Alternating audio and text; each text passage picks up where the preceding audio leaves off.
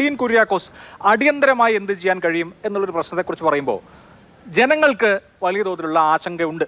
വൈകാരികമായി വിഷയങ്ങളെ അവതരിപ്പിക്കുന്നതിന്റെ പ്രശ്നവും ഉണ്ടാകും. എന്തായാലും ജനങ്ങൾക്ക് ആശങ്കയുണ്ട്. ജനങ്ങളുടെ ആ ആശങ്ക പരിഹരിക്കേണ്ടതാണ്. ഒരു പകരം സംവിധാനം അല്ലെങ്കിൽ പുതിയ ഡാം, ഇതൊക്കെ വർഷങ്ങൾ എന്ന് പറഞ്ഞാൽ പതിറ്റാണ്ടുകൾ എടുക്കുന്ന കാര്യമാണല്ലോ.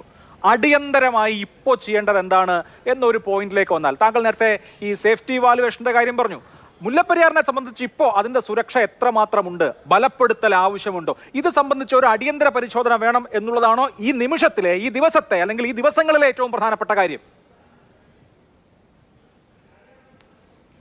അത് ഏറ്റവും പ്രധാനപ്പെട്ട ഒരു കാര്യമാണ്. അപ്പോൾ അത് സുപ്രീം കോടതിയുടെ ജഡ്ജ്മെന്റിൽ തന്നെ അത് കൃത്യമായി പറഞ്ഞിട്ടുമുണ്ട്, അത് ചെയ്തിട്ടുമില്ല.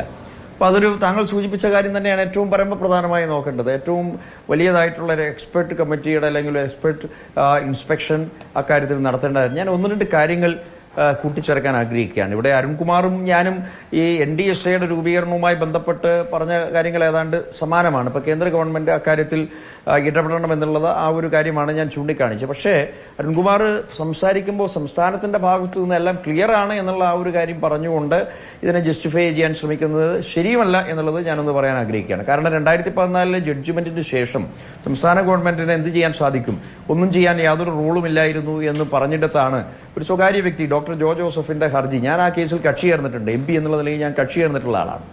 ആ കേസിലാണല്ലോ അതിൻ്റെ ഭാഗമായിട്ട്, ആ റിട്ട് പെറ്റീഷൻ്റെ ഭാഗമായിട്ടാണ് വീണ്ടും ഈ കാര്യത്തിൽ കേരളത്തിന് അനുകൂലമായിട്ടുള്ള ഒരു നടപടി വന്നത്. അതായത് ശാസ്ത്രീയമായിട്ടുള്ള ഉപകരണങ്ങൾ, ഡാമിൻ്റെ കാലപ്പഴക്കം നിർണ്ണയിക്കാൻ വേണ്ടിയിട്ടുള്ള ശാസ്ത്രീയമായ ഉപകരണങ്ങൾ ഘടിപ്പിക്കാൻ വേണ്ടിയിട്ടുള്ള നടപടി സുപ്രീം കോടതി നിഷ്കർഷിക്കുന്നു. 2014 ജഡ്ജ്മെന്റിന് ശേഷമാണ്. സംസ്ഥാന ഗവൺമെന്റ് അതിനുശേഷം ഒന്നും ചെയ്തില്ല.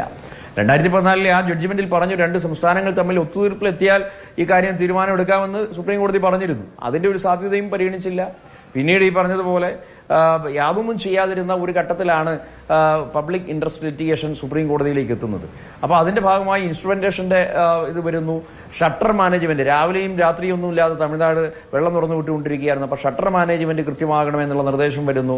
പിന്നീട് അതുകൂടാതെ റൂൾ കർവ്, ഏറ്റവും പ്രധാനം ഇപ്പം നമ്മൾ ആകെ ആശ്രയിക്കുന്ന കാര്യം എന്താ, റൂൾ കർവ് പാലിച്ചുകൊണ്ട് വാട്ടർ റിലീസിങ് കൃത്യമായി നടക്കുന്നു എന്നുള്ളത്, അത് മോണിറ്ററിങ് ചെയ്യുന്നു, അതുള്ള ആ ഒരു കാര്യത്തിൽ മാത്രമാണ് നമ്മുടെ ആശ്രയം. അപ്പോൾ അത് സുപ്രീം കോടതിയുടെ ഈ ജഡ്ജി 2014 ജഡ്ജ്മെന്റിന് ശേഷം വന്നിട്ടുള്ള സുപ്രീം കോടതിയുടെ ഇടപെടലാണ്.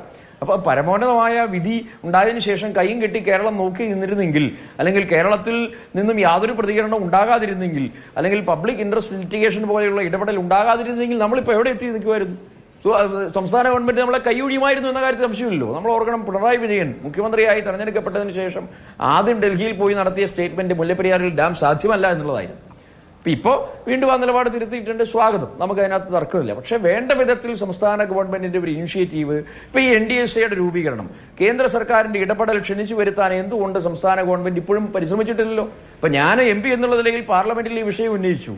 ഇനി അതല്ല, ഞാനതിൻ്റെ എൻ്റെ ഒരു മഹത്തരമായി ഞാൻ കാണുന്നില്ല. പക്ഷെ സംസ്ഥാന ഗവൺമെന്റ് ഈ കേസ് നടപ്പിലാക്കുന്ന സംസ്ഥാന സർക്കാർ, ജലവിഭവ വകുപ്പ്, പ്രിൻസിപ്പൽ സെക്രട്ടറി, സൂപ്പർവൈസറി കമ്മിറ്റിയിലെ അംഗം ഏതെങ്കിലും തരത്തിൽ NDSAയുടെ രൂപീകരണവുമായി ബന്ധപ്പെട്ട് ഇടപെട്ടിട്ടുണ്ടോ? ഇല്ലല്ലോ.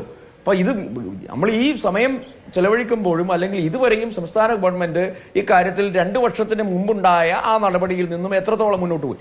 ഇതിനിടയിൽ നമ്മൾ മുല്ലപ്പെരിയാർ ഡാം സൈറ്റിൽ ഉണ്ടായിരുന്ന മരം മുഴുവൻ മുറിച്ചു കൊടുക്കാൻ, തമിഴ്നാടിന് അനുകൂലമായി കൊടുക്കാൻ വേണ്ടി ക്യാബിനറ്റ് തീരുമാനമെടുത്ത ഗവൺമെന്റ് അത്. അപ്പോൾ ഇതൊക്കെ പല കാര്യങ്ങളും ഇതിനകത്ത് പറയാനുണ്ട്. പക്ഷെ ഞാനിതൊന്നും ഈ ഘട്ടത്തിൽ വലിച്ചിടുന്നില്ല. പക്ഷെ എന്നാൽ പോലും നമ്മൾ ഇപ്പോഴെങ്കിലും ഒരുമിക്കണം.